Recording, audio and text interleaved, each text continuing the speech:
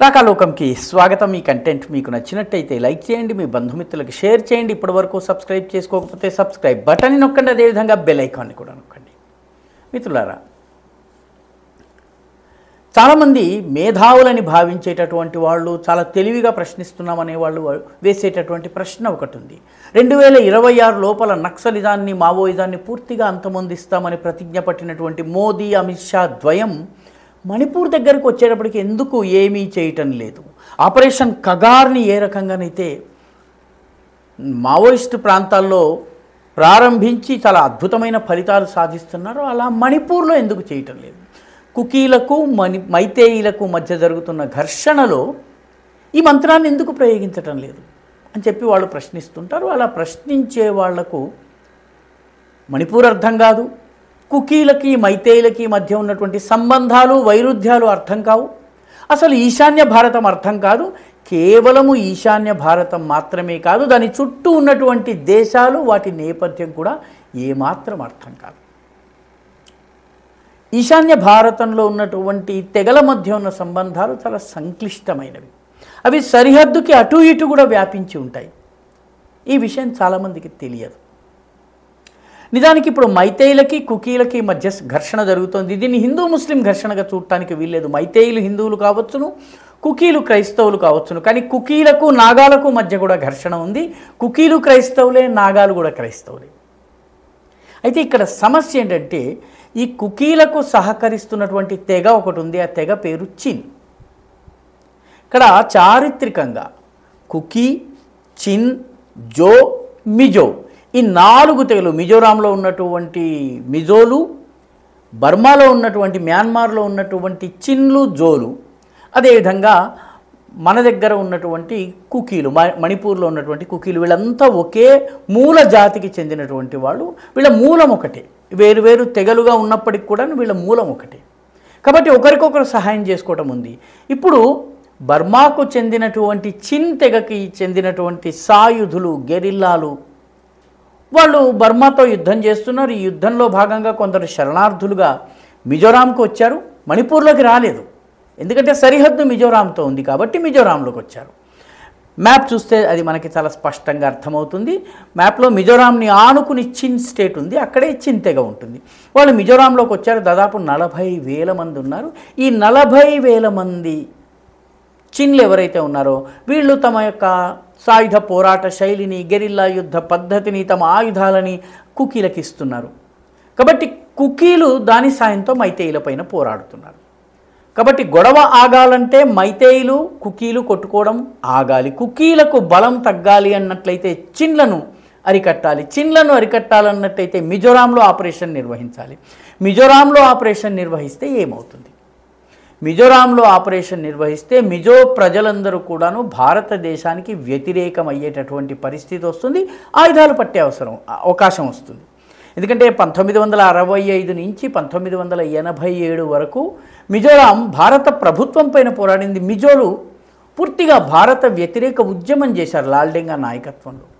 చాలా భయంకరమైనటువంటి యుద్ధము, ఒక దశలో మిజోరాం మన చేతి నుంచి వెళ్ళిపోయింది। ఆ సమయంలో ఇందిరాగాంధీ ఏకంగా వైమానిక దాడులు చేయించారు మిజోరాం పైన। సొంత దేశంలో సొంత ప్రజల మీద వైమానిక దాడులు చేయించిన ఘనత ఇందిరాగాంధీకి దక్కుతుంది। పాకిస్తాన్ ఏ రకంగానైతే బలూచిస్తాన్లో దాడి చేస్తుందో ఆ రకమైన దాడి। కాబట్టి మిజోరాంని రెచ్చగొట్టడం వల్ల ఉపయోగం లేదు। కాబట్టి మోదీ ప్రభుత్వం అక్కడ ఏం చేస్తుంది? చాలా జాగ్రత్తగా అర్థం చేసుకోవాల్సిన విషయం ఏంటంటే, మోదీ ప్రభుత్వము ఈ చాలా చిక్కుముడిని చాలా జాగ్రత్తగా విప్పుతోంది। మిజోరాంలో ఉన్నటువంటి పార్టీలు, అక్కడ ఉన్నటువంటి ప్రజలు, వీళ్ళందరూ ఈరోజు 40,000 మంది చిన్ గెరిల్లాలకి ఆశ్రయం ఇస్తున్నారు। వీళ్ళు ఈ చిన్ తెగకి చెందినటువంటి ప్రజలు బర్మా నుంచి విముక్తి కోరుతూ పోరాటం చేస్తున్నారు। వీళ్ళకి 2 సంస్థలు ఉన్నాయి, ఒకటి చిన్ నేషనల్ కన్సల్టేటివ్ కౌన్సిల్, రెండవది చిన్ ల్యాండ్ కౌన్సిల్। ఈ 2 సంస్థలు బర్మా పైన పోరాడుతున్నాయి, బర్మాలో ఉన్నటువంటి మిలిటరీ ప్రభుత్వం పైన పోరాటం చేస్తున్నాయి। దీంతో పాటు పక్కనే ఉన్నటువంటి రఖైన్ అనేటటువంటి రాష్ట్రం ఉంది।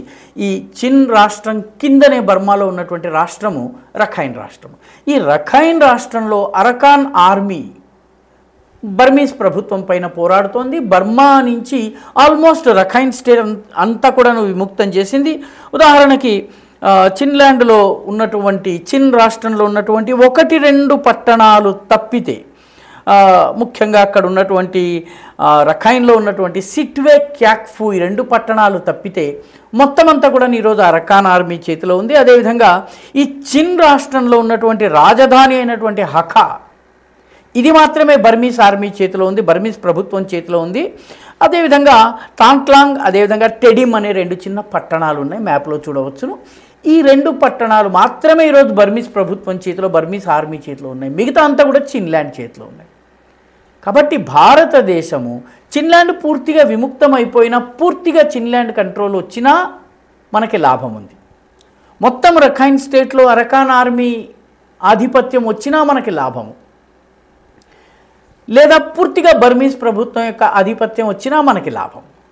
కానీ ఈ ఎవరికీ ఆధిపత్యం రాకుండా ఉండేటటువంటి పరిస్థితి ఉండకూడదు. అందుకని భారతదేశము మిజోరాంలో ఉన్నటువంటి రాజకీయ పార్టీలను, సామాజిక నాయకులని చాలా సమర్థవంతంగా ఉపయోగించుకుని వాళ్ళ ద్వారా చిన్ ల్యాండ్లో ఉన్నటువంటి వేర్వేరు పోరాట వర్గాల్ని ఒక వేదిక మీదకి తీసుకొచ్చి, ఇందాక మనం చెప్పుకున్నటువంటి చిన్ నేషనల్ కన్సల్టేటివ్ కౌన్సిల్, అదేవిధంగా చిన్ ల్యాండ్ కౌన్సిల్, ఈ రెండింటినీ కలిపి చిన్ నేషనల్ కౌన్సిల్ అనేటటువంటి సంస్థగా ఏర్పాటు చేసింది. వీళ్ళు మొత్తం చిన్ ల్యాండ్ని తమ చేతిలోకి తీసుకొచ్చినట్లయితే వాళ్ళతో నెగోషియేట్ చేయొచ్చు. ఇప్పటికే వీళ్ళని కలపటంలో మిజోరాంకి చెందినటువంటి ముఖ్యమంత్రి పాత్ర ఉంది. మిజోరాం ముఖ్యమంత్రి లాల్డుహోమా ఏకంగా వీళ్ళని ఈ 2 వర్గాల వాళ్ళని మిజోరాంలోకి రప్పించి వాళ్ళని కూర్చోబెట్టి ఒకటిగా అయ్యేటట్టుగా చేసి పంపించారు. అదేవిధంగా మిజోరాంలో ఉన్నటువంటి మిజో నేషనల్ కౌన్సిల్ పార్టీ ఉంది, MNC. ఆ పార్టీకి సంబంధించినటువంటి ఎంపీ ఉన్నాడు, రాజ్యసభ ఎంపీ, ఆయన పేరు వాన్లాల్ వేనా. ఆయన ఏకంగా చిన్ ల్యాండ్లోకి వెళ్ళారంటే మ్యాన్మార్లోకి వెళ్ళి చిన్ నాయకులతో చర్చలు జరిపి పూర్తిగా మీరు ఇది కంట్రోల్లోకి తీసుకుంటే బాగుంటుంది అని. అంటే పూర్తి చిన్ ల్యాండ్ చిన్ జాతి చేతిలోకి వచ్చినట్లయితే మిజోరాంలో శరణార్థులుగా ఉన్నవాళ్ళు తిరిగి చిన్ ల్యాండ్కి వెళ్ళిపోతారు. దాని తరువాత మిజోల సహకారంతో కుకీ జాతిని కంట్రోల్ చేయవచ్చును. కుకీ జాతిని కంట్రోల్ చేసినట్టయితే మణిపూర్లో సమసిపోతుంది. కాబట్టి ప్రస్తుతము చిన్లాండ్, అదేవిధంగా అరకాన్ ఆర్మీ, ఈ 2 కూడాను తమ తమ ప్రాంతాల్లో, రఖైన్ రాష్ట్రము, చిన్లాండ్ రాష్ట్రము, ఈ 2 రాష్ట్రాల్లో వాటి పూర్తి ఆధిపత్యం రావాలి. అలాగని సైన్యాన్ని వదిలిపెట్టలేదు భారత ప్రభుత్వం. ఆపరేషన్ బ్రహ్మ పేరుతోటి భూకంప బాధిత ప్రాంతాలలో సహాయ సహకారాన్ని భారత ప్రభుత్వం అందిస్తోంది. కాబట్టి ఒకే సమయంలో ప్రభుత్వంతో తిరుగుబాటు సేనలతోటి సత్సంబంధాలు పెట్టుకుంది. ఇదంతా ఈ డబుల్ గేమ్ ఎందుకు ఆడాల్సి వస్తోంది? దీని వెనుక ఒక పరమార్థం ఉంది. అది సడన్గా చూసే వాళ్ళకి అర్థం కాదు. అది ఏంటంటే, ఈ చికెన్స్ నెక్ ఏదైతే ఉందో 120 కిలోమీటర్ల పొడవు, 22 కిలోమీటర్ల వెడల్పైనటువంటి చిన్న కారిడార్, దేని ద్వారా అయితే మొత్తము నార్త్ ఈస్ట్ మిగతా భారతదేశంతో కలిపి ఉందో, అది అక్కడి నుంచి మిజోరాంకి ఏదన్నా ఒక వస్తువుని పంపించాలన్నట్లయితే దాదాపు 1500 కిలోమీటర్లు పడుతుంది. అదే కలకత్తా నుంచి నేరుగా మనం గనక ఐజాల్కి పంపించగలిగితే ఏదన్నా ఒక మార్గం ద్వారా చాలా తక్కువ సమయం పడుతుంది. అందుకని భారత ప్రభుత్వము, అటల్ బిహారీ వాజ్పేయి ప్రభుత్వం ఉన్న సమయంలో ఒక అద్భుతమైనటువంటి పథకాన్ని తీసుకొచ్చింది. ఆ పథకం పేరు కలడాన్ మల్టీ మోడల్ ప్రాజెక్ట్. ఈ కలడాన్ మల్టీ మోడల్ ప్రాజెక్ట్ ప్రకారము కలకత్తా నుంచి పడవ బయలుదేరి బర్మాలోని అరకాన్, ఇందాక మనం చెప్పుకున్నటువంటి రఖైన్ స్టేట్లో ఉన్నటువంటి సిట్వేకి వెళ్తుంది. సిట్వేలో తమ సామాన్లన్నింటినీ దింపిన తరువాత సిట్వే నుంచి పలేట్వా అనేటటువంటి ప్రాంతం ఉంది. ఇది చిన్ రాష్ట్రంలో ఉంది. ఈ చిన్ రాష్ట్రంలో ఉండేటటువంటి పలేట్వా వరకు కలడాన్ నదిలో పడవల ద్వారా ఈ సామగ్రిని తీసుకెళ్తారు. తీసుకెళ్ళిన తర్వాత అక్కడి నుంచి ట్రక్కులలో సామాన్ని జోరిన్పుయ్ అనే ప్రాంతానికి తీసుకెళ్తారు. ఈ జోరిన్పుయ్ మిజోరాంలో ఉంది. జోరిన్పుయ్ నుంచి ఐజాల్కి వెళ్ళినట్టయితే మిజోరాం యొక్క రాజధాని ఐజాల్, అక్కడికి సామగ్రి చేరుతుంది. కాబట్టి చికెన్స్ నెక్కి ఏదన్నా ఇబ్బంది వచ్చినా మనం మిజోరాంకి సరుకులు వేయవచ్చును ఈ కలడాన్ మల్టీ మోడల్ స్కీమ్ వల్ల. అదేవిధంగా ఇది మొత్తము దారి తిరగకుండా డైరెక్ట్గా మనం మిజోరాంలోకి ఈ సిట్వే నుంచి పలేట్వా నుంచి జోరిన్పుయి నుంచి ఐజాల్కి వెళ్ళవచ్చు. మ్యాప్ చూస్తే మనకి చాలా సులువుగా అర్థమవుతుంది.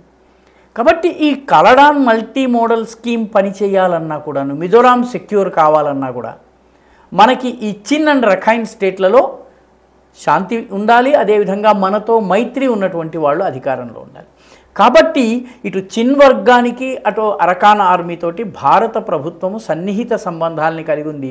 అదే సమయంలో బర్మీస్ ప్రభుత్వంతో కూడాను సన్నిహిత సంబంధాలు కలిగి ఉంది. కాబట్టి ఎవరు గెలిచినా మనకి ఇబ్బంది లేదు. ఒకవేళ చిన్లు గెలిచినట్టయితే, అరకాన్ ఆర్మీ గెలిచినట్టయితే ఈ రఖైన్, అదేవిధంగా ఈ రెండవ రాష్ట్రమైనటువంటి చిన్ రాష్ట్రంలో మనకి సత్సంబంధాలు ఉంటాయి.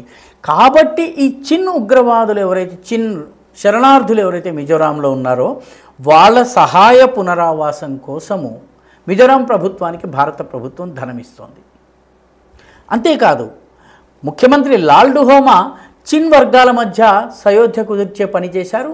విపక్ష రాజ్యసభ సభ్యుడైనటువంటి వాన్లాల్ వేనా ఆయన ఏకంగా చిన్ భూముల్లోకి అంటే మ్యాన్మార్లోకి వెళ్ళి వాళ్ళతో చర్చలు జరిపొచ్చారు. కాబట్టి భారత ప్రభుత్వము ఈ కలడాన్ మల్టీ మోడల్ ప్రాజెక్ట్ యొక్క సంక్షేమం కోసము, మిజోరాం యొక్క సంక్షేమం కోసము, మిజోరాంని సెక్యూర్ చేయటం కోసము ఈ 40,000 మంది చిన్స్ ఎవరైతే ఉన్నారో వాళ్ళతో కూడాను సాఫ్ట్గా డీల్ చేస్తుంది. కాబట్టి ఈ లెక్క తేలాలి. లెక్క తేలిన తర్వాత ఈ చిన్ ప్రజలు సొంత దేశానికి వెళ్ళిపోవాలి. వెళ్ళిన తరువాత మిజో ప్రజలతోటి కుకీల మీద ఒత్తిడి తేవాలి. కుకీలకి మైతేయులకి మధ్య సయోధ్య కుదర్చాలి. కాబట్టి ఇక్కడ చాలా జాగ్రత్తగా అడుగు వేయవలసినటువంటి అవసరం ఉంది. అందుకనే ఆపరేషన్ కగార్ చేసినట్టుగా మణిపూర్లో చేయలేరు. మణిపూర్కి మోదీ ఎందుకు వెళ్ళలేదు అని చాలామంది అడుగుతూ ఉంటారు. ఛత్తీస్గఢ్లో ఉన్నటువంటి నక్సల్ ప్రాంతాలకు కూడా మోదీ వెళ్ళలేదు. కాబట్టి కొన్ని చోట్లకి వివిఐపీలు ఫోటో ఆపర్చునిటీస్ కోసము పేపర్లో ఫోటో వచ్చేందుకు వెళ్ళవలసినటువంటి అవసరం లేదు.